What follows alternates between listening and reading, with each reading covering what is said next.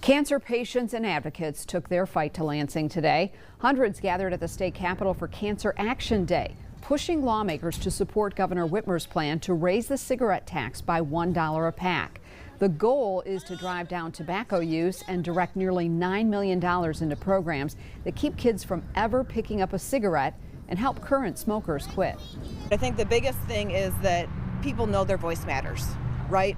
That you're here sharing, whether it's your personal story, a friend's story, a coworker story. Those stories are being heard in these offices, and that's what's going to make a difference. Time is running short. Both the House and Senate have passed their own versions of the state budget, and there is a deadline of July 1st to get a final deal done.